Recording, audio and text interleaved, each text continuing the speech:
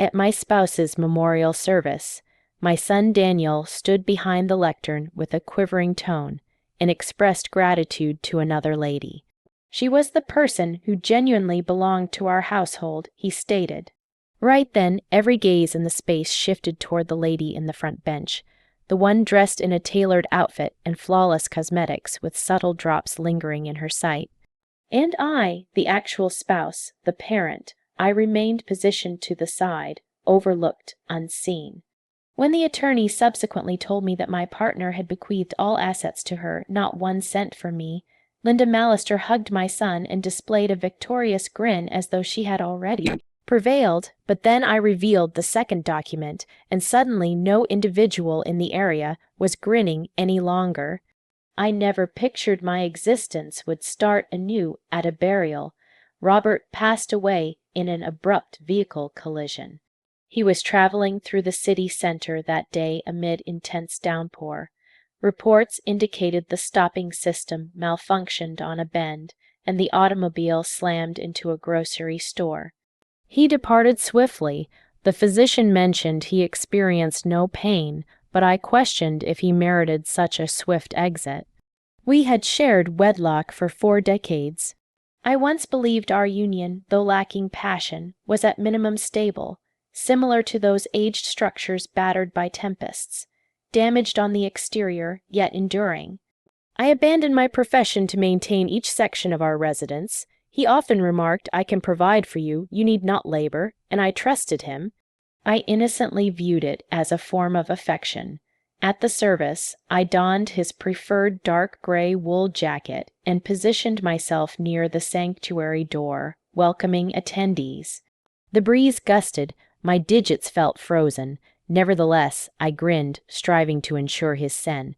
Off remained respectful and organized. Robert placed great importance on impressions, on others' opinions of him. Even in his demise, I discovered myself upholding that polished exterior for him. Daniel occupied the lectern. He is our sole offspring. He reaches 33 this year and serves as a server-side developer for a technology firm. He sported a crisp black attire. His expression stayed grave, and his tone remained as consistent as usual. After delivering a homage to his dad, he halted and his vision moistened. "There's an individual I wish to offer a particular appreciation to," Daniel uttered, his tone slightly unsteady. The space grew quiet. I gripped my purse on my thighs, my joints paling. I assumed he intended to declare, "my mom." In that instant, I nearly detected it shaping in his larynx. That delayed recognition. 4 decades of partnership, commitment to the household, evenings at the medical center, all the silent offerings. I sincerely felt he had at last noticed me, but what followed cut into me like a blunt edge, removing that expectation bit by bit. Someone who aided my dad during the most difficult period of his existence, MS Linda Mallister. A gentle buzz traveled along the path.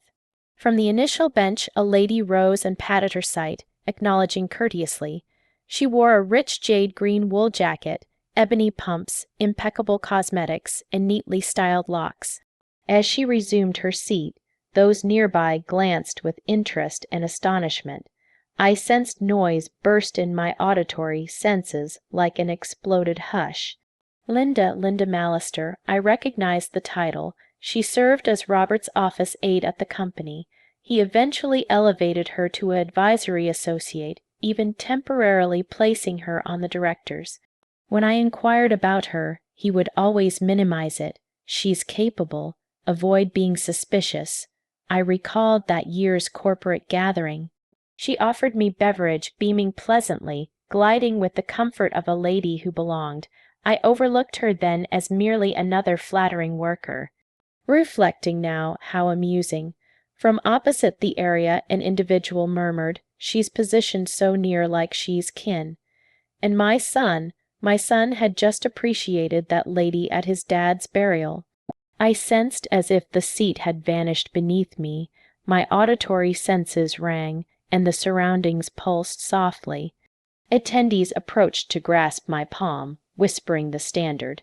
He was a fine person. We'll miss him." I acknowledged mechanically like a device replaying preset replies.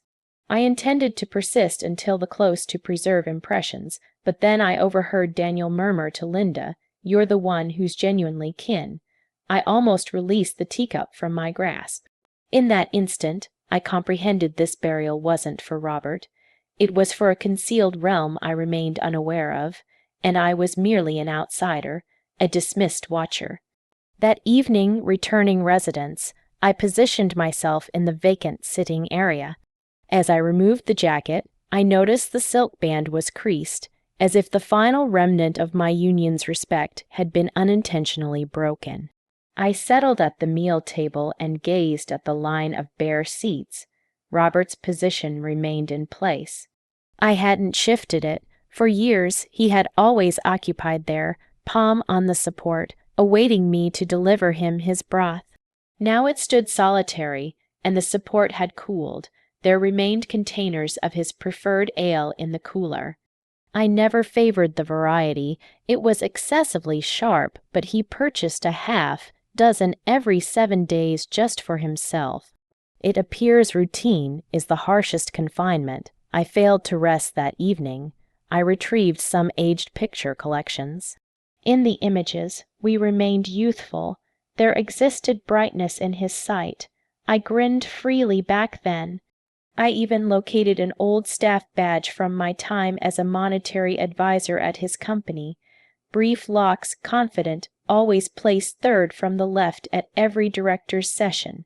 Then he informed me, "You ought to resign, I'll handle all," and I unwisely complied. I shut the collection and filled myself a cup of liquid.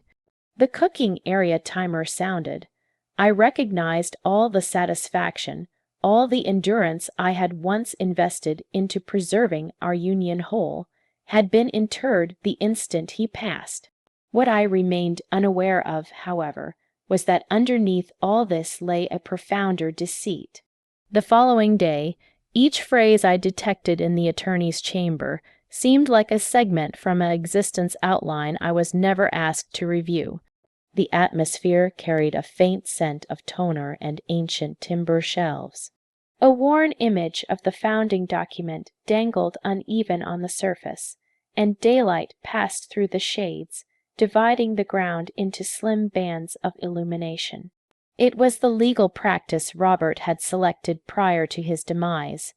The primary attorney was a gentleman in his 50s, with a deliberate, weighty tone. Every sound was extended as if to highlight something unspoken. According to the testament executed by Mr. Robert Des Smith 3 years prior, he commenced with automated composure.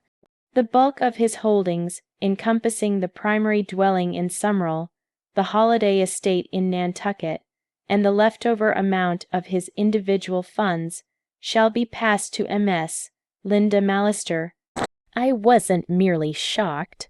I sensed as if I'd been shoved from the central platform of my own existence, left positioned behind the drape in a dim beam, uncertain if I had ever actually performed the role I believed was mine. I shifted to glance at Daniel. He sat erect, his sight locked ahead as if he were hearing a periodic economic summary. His digits were exactly linked. Not a sign of astonishment, not a change in his look, as if he had been informed throughout. When the presentation concluded, I rose and approached him. "You were aware," I uttered in a soft, shaking tone. "Weren't you?" He regarded me with an oddly peaceful manner. "Father had his motives, his motives." I murmured, the terms stuck in my larynx. What did 4 decades of wedlock signify to him? Daniel paused for an instant, then remarked, "He labored diligently his entire existence." Linda supported him. She comprehended him. He reduced his tone nearly regretfully. "You failed to." In that instant, I perceived it plainly. Not only had I forfeited my partner, I was forfeiting my offspring. He wasn't safeguarding his dad's recollection. He was reshaping the household lineage and removing me from the chart. When I arrived residence, I positioned in the entry path for what seemed an endless period, the mass of my purse dulling my limb. I entered the sleeping area and accessed Robert's storage. His tops, neckwear, and wool waistcoats remained ideally organized with that known aroma of polished propriety. But what falsehoods were interlaced into those threads? When did he determine I was no longer kin? Was it the year I neglected to acquire his favored vintage for our celebration? Or earlier, when I left my role as his monetary advisor and simply turned into a homemaker? I began examining through the compartments for evidence I wasn't irrational. Ancient records, images, bills, former professional cards. In the cooking area compartment, I discovered a dossier of correspondence Robert had retained. One originated from the Nantucket Estate Oversight Firm. The timestamp was 6 years prior. The addressee, Linda. My palms trembled. I had visited that seaside home numerous occasions, not recognizing I was merely a visitor. That midday, I crossed the road to see Giselle, our enduring adjacent. She was a lone lady in her late 70s, with a keen recollection and a yard overflowing with blooms. When I uttered Linda's title, her expression hardened. Linda, wasn't she the one Robert would escort to those orchestras? She inquired, lifting a brow. You didn't accompany them. I compelled a grin. My lips felt parched. I never truly enjoyed gatherings much. Giselle adjusted in her position. Oh, I always assumed they were a pair. She's visited this road multiple times. One year, she assisted Robert install the holiday illuminations. I stilled. That holiday, I was confined upstairs with an inflamed joint. Robert had informed me a local youth had aided him. Do you recall when they began growing near? I inquired. Giselle mixed her beverage, pondering at least 10, perhaps 15 years past. I remember observing her here when you were absent caring for your sibling. I thought she was some relative or similar. 15 years. I positioned in Giselle's bright room, feeling like an unfamiliar who had entered the incorrect dwelling. All these years I had controlled our pension funds to the final coin. I had selected his towels, arranged his checkups, and even used my guardian's final reserve to save his business during a liquidity issue, and he had been constructing precious blocks for another lady's tomorrow out of my view, out of my grasp. Returning residence, I at last located an aged paper container in the lower level packed with images. There was Robert positioned beside Linda at a corporate occasion. His palm rested lightly on her limb, grinning a brilliant grin like never. Previously, he appeared at ease, more youthful, more joyful than he ever appeared next to me. And in one image there was Daniel, scarcely 18 or 19, positioned with them. His grin was anxious but not unwilling. One edge of the image was scratched out. I polished it softly with a remover and revealed a phrase scripted in ink. Our small household will be formal one day. I could nearly detect something shatter in my torso. It wasn't a core, it wasn't crystal. It was something profounder, something named faith, and it would never be complete again. That evening, I ignited a lone flame in the cooking area, and for the initial occasion in this dwelling without Robert, I activated tunes, a gradual, gentle, leisurely jazz album. I began to ponder. Perhaps I'd existed my whole existence to his tempo and never moved to my own, but no longer. From this point, the melody, the pulse, the movements, it's all mine to select. I believed the most severe was finished, the testament, facts about the estates, Linda assuming her spot at the core of it all, boldly marked as kin. That was sufficient disgrace for an existence. But I hadn't comprehended that what would genuinely shatter my core was Daniel. He is my sole offspring. I had trusted that however altered the remainder of the world turned, he would still belong to me. We arranged to gather at the local eatery, one where he used to order caramel treat as a small child. He arrived in a long coat, his attitude rigid and official, as if he were readying for a discussion not to see his parent. Before I could position myself, he set his device screen down on the surface. He always performed that, a faint indication that any alert could be a cause to leave the talk. Why did you dispatch Linda a lawful alert? He questioned directly. I inhaled deeply and regarded him in the sight. Do you believe I shouldn't have? He lifted shoulders. She didn't harm you. Father provided her the funds. It was his choice.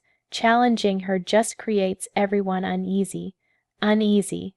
I uttered, my tone breaking with incredulity. Daniel, your dad misled me for years. I forfeited my profession for this household. My companions for you. I even traded my mom's jade band just to cover your university fees.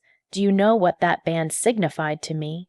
Daniel scowled, breathing out with obvious frustration. You always mention it like I am indebted something. That struck me like a blunt impact to the torso. It wasn't fury, not even a dispute. Just separation, a chilly and final separation, Dad informed me. Daniel uttered after a halt, his tone lowering, that the most joyful years of his existence were with Linda. She comprehended him. She honored him. She didn't constantly query and fault him like you did. I queried him because he ceased honoring me. I uttered, clenching my jaws. I faulted him because he was incorrect. Daniel moved his head as if he were hearing a pointless lecture. You're too conventional, Mom. You've always trusted that offering is a quality, but Dad didn't require that kind of affection. That's when I grasped. It wasn't an abrupt insight for him. He had been viewing this way for a long period. He just hadn't expressed it until now. I regarded him for an instant. All I could perceive was the lad he used to be, the lad who inhaled unevenly during breathing crises while I positioned by his cot all evening. The youth who was harassed in institution, whose respect I protected as if it were my own. The 17-year-old whose core was shattered for the initial occasion and who nestled beside me on the rear seat in quiet until the lights appeared. Did he recall any of that? I extended into my bag and extracted an age-dimmed image. That warm season when you were 2, we visited the shore. I uttered, pushing the image across the surface. Your dad withdrew at the final moment for labor, so it was just the 2 of us. In the image, you're wearing vivid crimson swimwear and positioned on damp ground with a path of small, unsteady marks behind you. You were frightened of the surges. You'd grasp onto my throat and just yell, Mommy.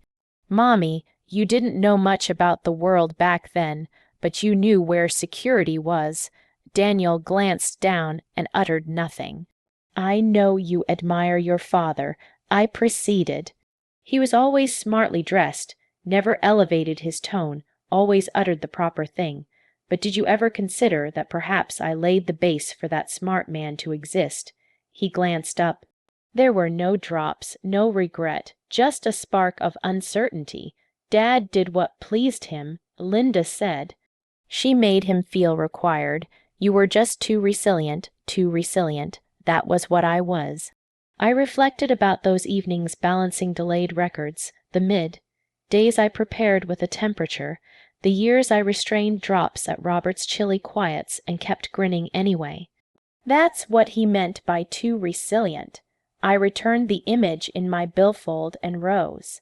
My tone sounded serene, but it had a profound solidity. You're correct. I was too resilient, and beginning today, I'll reserve that resilience for myself. Whatever he uttered after that, I didn't detect it. I exited the eatery entrance into the lot. It had begun to precipitate. The beads struck the glass with a gradual, persistent cadence, an ensemble formed entirely of quiet. I entered the operator's position and clasped my palms around the guide, halting for an extended instant. I didn't weep, I didn't disintegrate. I just positioned there realizing that what I had forfeited wasn't just a partner. I had forfeited my union, my household, even my offspring, but in that same inhalation, I grasped something else. I could no longer await for another to inform me who I was. It was period to exist for myself. At first, I believed Linda was just a later existence mishap in Robert's tale, a deliberate exploiter, a lady who entered through the gaps. But now I perceive things plainly. She was never a mishap. She had orchestrated everything. On a drizzly midday, I positioned at the cooking surface with a cup of chilled brew in my palms, viewing her open social profile. Her main image displayed her on the shore, grinning gently, the backdrop modified with a refined haze as if she didn't wish anyone to see what was actually behind her. Her summary stated, advisor in the building field, admirer of traditional tunes and neighborhood aid, thankful for existence's gentle companionship. I selected her image collections. The initial picture, Robert was positioned in a woven seat, holding a portion of citrus dessert she had evidently prepared for him. The caption stated, "His grin is my preferred prize." The timestamp indicated it was 6 years past, the same year I was confined with joint inflammation. Robert had informed me then that labor was burdensome, and he would be journeying much. I trusted him. I thought he was merely avoiding the load of tending for someone, but now I knew he wasn't fleeing me. He was residing somewhere else without me. I moved down and discovered more pictures, both known and unfamiliar, at once. There was Robert positioned in Linda's sitting area in the wool coat I had presented him. There he was aiding her place blooms and organize small trees in her yard. And then a clip appeared. Robert was cheering her with a holiday tune playing gently in the rear. Daniel was there. I stilled. My palm lingered over the panel. Daniel, who was still in university at the time, had slightly longer locks and a timid, youthful face. Linda had her limb around his upper arm and uttered, chuckling, "Your dad should be proud of you." That's when I grasped. Linda was never just Robert's hidden. She had been placing herself for years as part of our household. And I was the lady she intended to replace. I contacted Ruth. Ruth Lanier had been a near associate during my years at Robert's company, one of the few ladies I had maintained contact with after I departed the position. She was partly retired now, assisting her offspring raise a young one and accepting the occasional independent monetary task. She responded on the second tone with the same vitality she always possessed. "Maggie, my goodness, I learned about Robert. I've been intending to contact you. Thank you," I uttered. I didn't delay. "Ruth, I require you to assist me locate something." She didn't pause, "Inform me what you doubt." I halted. My tone sounded serene, but it was solid. I believe Robert utilized company resources for at least the past 10 years to acquire estates for Linda, and there might be other unexplained movements. Ruth grew silent. "You're not just repairing a union, Maggie. You're seeking to reveal deceit." "I want the facts," I uttered. "I've spent 2 extended in the shadows. We consented to gather at her dwelling in 2 days. In the interim, I turned into a lady on a task. I visited the community archive and searched Linda's estate documents in Summerball. One dwelling, a lone household mansion under her title. Acquisition date, 5 years past, right at the conclusion of the company's worker housing perks initiative, the same one Robert was directing. I had been there during that initiative. I remember joking at the time, "On the next visit, you bring me 2. He avoided the idea. "You wouldn't enjoy it there." Now I knew the space was not set for customers. It was for her. 2 days later, I traveled to Ruth's dwelling. Her residence was in a calm outskirt, a light gray cottage with a line of fading flowers out front. She welcomed me with a glass of citrus beverage and accessed her computer. I examined some stored payment logs. She uttered, moving through 3 items marked external advisory aid. "But the receiver firm is a front. No actual location is recorded." She enlarged on one item. $50, 0. Euro 0 transferred the same month you were residents healing from operation. My abdomen nodded. Ruth regarded me with worry from behind her lenses. "Are you certain you want to proceed with this? Most individuals would just choose to release it." I didn't reply. I just stored a capture of the document to my portable storage. On the journey residence, I moved slowly. The light struck the glass firmly, and the atmosphere carried scent of initial fall. The broadcast played an aged 60s melody. The refrain echoed gently, "You only discover the facts when you cease acting. Yes, only when you cease acting do you start to view plainly." Back at residence, I positioned in front of the screen and stored Linda's social images to a new directory. I titled it Proof. I was no longer the lady who hid her feelings behind a range. I was Maggie Smith, the lawful spouse of Robert, the parent of Daniel, the one who had been removed from her own existence narrative, and the lady who was about to revise the conclusion. The second set of papers from Ruth arrived just as I was cleaning the cooking basin. Daylight passed through the shades, casting neat bands across the surface. I halted for a second with a cloth in my palm, and thought that was how my union had been sustained. Neat quiet until the cooking area no longer felt like mine. The message topic was simple: 3 doubtful movements, key initial lawful viability review. I accessed it. A few known file statements filled the display. Ruth had noted them. The firm title, Quint Consulting, LLC. The fund linked to Linda. The movements, 3 transfers totaling over $350, carefully spaced over 5 years, each one timed just beyond the company's formal review periods. She added a remark: this amount lacks adequate reason. Unless bills for assistances of equivalent worth can be provided, this is potentially a deceitful present. There it was, the evidence. I sensed a lump of determination form in my torso. I knew what to perform. That midday, I contacted an attorney who focused in deceit and business regulation. I have a full set of inquiries, I uttered, my tone consistent and clear. I believe my deceased partner methodically drained his business to support his long-term companion. The attorney was a lady named Michelle Robinson. She was in her mid-50s, and her tone on the line was warm and straightforward. She heard calmly as I spoke. "You need to forward me everything you possess," she uttered, "every paper, every message, every image." I disconnected and began duplicating the documents. When I was done, I had over 50 items. I output everything, organized it neatly in a dossier, and brought it to her city legal practice. Her company was in a crystal tower, and I absorbed the sight of the Chicago horizon as I awaited. When she entered, she had a gentle, expert grin. She had a precise trim that outlined her jaw and wore ideally tailored attire. She accepted the dossier, browsed through it, and acknowledged.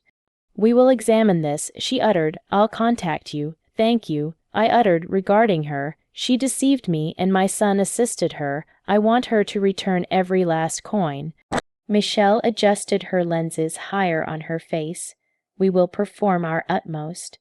The next several months were a rush of meetings, messages, and lawful steps. We submitted a challenge against Linda Mallister, and the matter created ripples. Robert's previous company, his attorney, and even his holdings became involved in the matter. Then there was Daniel. He supported Linda's position. He was furious. "You're ruining his recollection." He uttered to me on the line. "Daniel, your recollection of your dad is a fantasy." I uttered. "He was a deceiver who used resources to betray me, his spouse, and his son's parent. That's the fact." He disconnected. I awaited for him to contact again, but he didn't. It pained, but I proceeded anyway. I had to. The matter reached tribunal. Linda and her attorney attempted to depict it as a misinterpretation. They asserted the resources were valid compensations for advisory assistances. They presented false bills that Robert had provided her, but we had Ruth's proof and we had Robert's social images. I occupied the platform and described what occurred. I spoke about the 4 decades of our wedlock, about the offerings I made for him and Daniel, and about the ache I experienced when I discovered the fact. The arbitrator, a dark lady in her mid-60s, regarded me with comprehension. I think she comprehended what occurs in the cores of ladies like me. In the conclusion, the arbitrator decided in our favor. She directed Linda to return everything Robert had provided her, including added amount.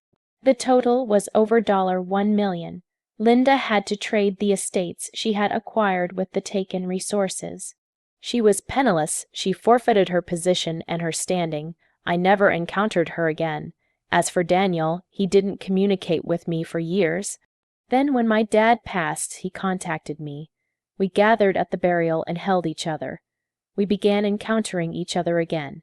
I described him the whole narrative, and he started to comprehend. It required years, but we repaired our connection. He expressed regret to me. He uttered he was only safeguarding a delusion the whole period. I held him and informed him that I had trusted in him the whole period. And in that instant there were drops in many sights. Daniel approached and held me gently. "Mom," he uttered, grinning. "When did you become so skilled at delivering addresses?" I grinned back. "I always was. You just weren't attending." We both chuckled. Everyone chuckled. Before the gathering concluded, I took a brief stroll in the yard. I halted in front of the fruit tree I had set 20 years past. "Last year this item almost perished," I uttered. "I almost removed it, but this warm season it flowered sooner than ever, and it's still flowering." The ladies giggled. I added, "Even she knew what is still vital should not be abandoned." That evening, when everyone had departed, I collapsed the seats and stored them away in the storage. The veranda chime sounded gently in the wind. I shifted to observe the dusk. It positioned above the aged shade tree at the end of the road, as if to state, "Who are you truly?" I removed my footwear, walked without shoes into the dwelling, suspended the outfit, and went to rest. I knew who I was. I was an endurer, a warrior, and the fact had set me free.